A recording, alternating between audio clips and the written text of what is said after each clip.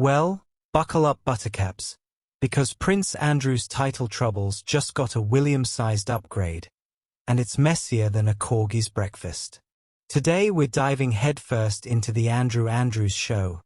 Sorry, I meant the Prince Andrew problem that's about to get a whole lot more complicated when William becomes king. Now, before we get into the juicy bits, let's quickly recap where our dear Duke of York currently stands. Shall we? Picture this. Andrew's royal status right now is about as secure as a chocolate teapot in a heatwave. Welcome back to Royal Cookies, where we serve up the juiciest royal gossip with a side of heart-wrenching humanity. Please remember to subscribe and click on the notifications bell icon, so you will be notified whenever we upload new cookies about the British royal family. Back in 2022, following that whole unpleasant business with sexual assault lawsuits, Buckingham Palace stripped Andrew of his military titles and royal patronages, and he can no longer use his Her Royal Highness styling in any official capacity. But here's the kicker. He still gets to call himself Prince Andrew, Duke of York. It's like being fired from your job but still getting to keep the company car. Think of it like this. Andrew's royal life is now like a Netflix subscription after you've shared your password with too many people. Technically still active, but with severely limited access and everyone's watching you suspiciously.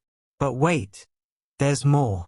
Because according to royal historians and recent reports, Prince William could take decisive action to strip Prince Andrew of his remaining royal status once he becomes king.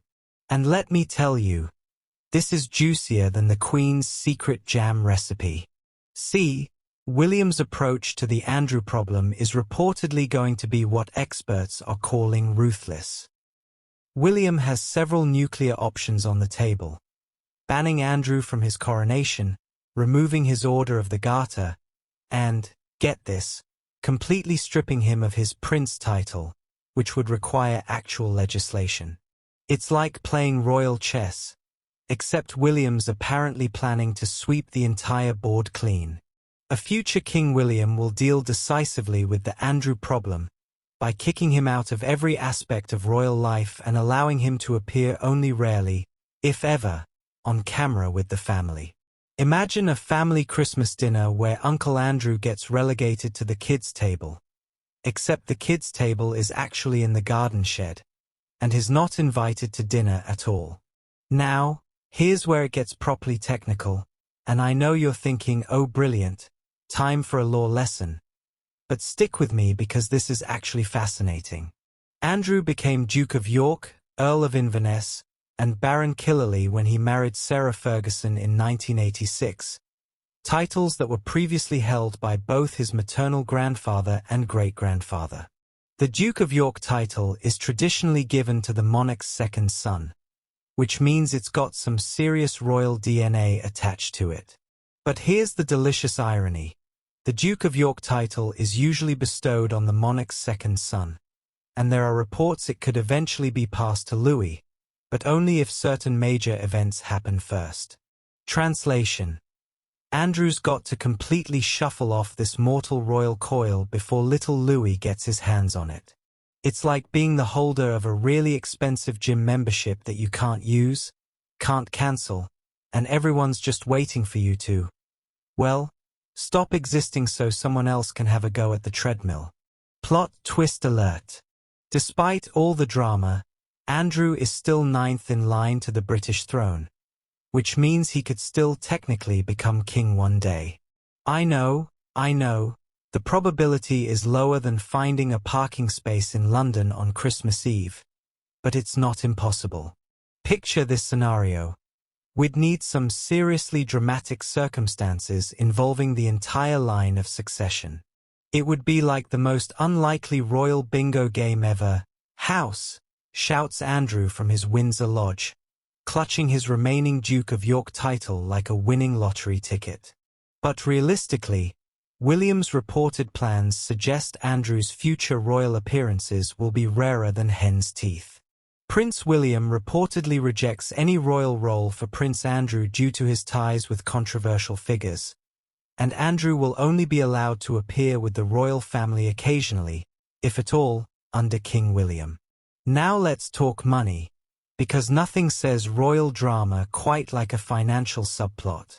With the cessation of official royal funding, Prince Andrew's financial support appears to come from private sources, with reports suggesting wealthy friends and associates have assisted him financially. It's like being a royal freelancer, except instead of building websites or writing blogs, your main job description is existing controversially while wearing a suit. Not exactly a career path they teach you at university, is it? The palace has been crystal clear that no public funds were used for Andrew's legal settlements, which means taxpayers can breathe a collective sigh of relief. But it does raise the question, who exactly is funding the Andrew show these days? Here's where it gets really interesting, because William's Andrew strategy isn't happening in isolation.